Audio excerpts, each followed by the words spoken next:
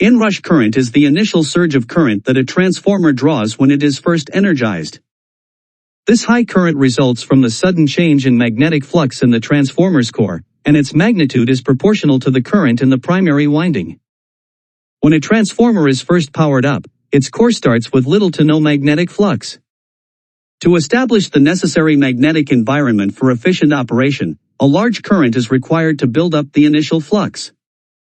This startup current can be several times larger than the transformer's normal operating current, necessitating special measures to handle it.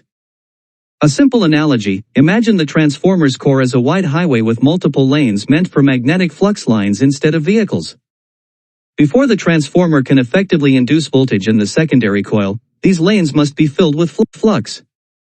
When the transformer is first energized, it effectively fills its empty core with magnetic flux, much like a highway quickly receiving a rush of cars. This process of rapidly populating the core with magnetic lines results in what we call inrush current.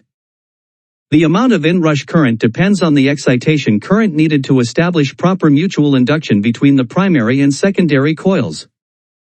Moreover, how efficiently the core is constructed also matters. A well-built core requires less inrush effort compared to one that is poorly assembled or damaged.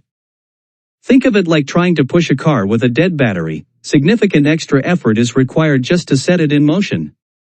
Once the core is fully energized, a smaller excitation current continues to maintain the magnetic field, with any excess being seen as no load losses.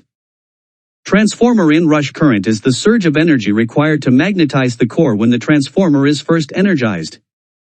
This initial burst of current is usually several times higher than the transformer's normal operating current, and its magnitude depends on both the design of the core and any residual magnetism present. In the accompanying chart, you'll notice that the flux density B of the transformer follows a hysteresis loop during operation.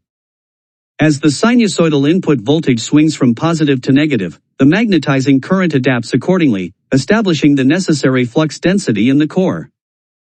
Once power is disconnected, a certain amount of residual magnetic flux Br remains in the core, with its level determined by the magnetic properties of the core material. The chart illustrates two scenarios. If the power is interrupted at the instant when the magnetizing current is at its peak as indicated by the red curve, the core retains a significant amount of residual flux Br.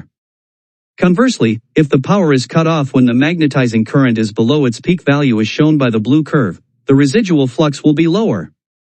It's also important to note that the magnetizing current can be either positive or negative, resulting in a corresponding positive or negative residual magnetism.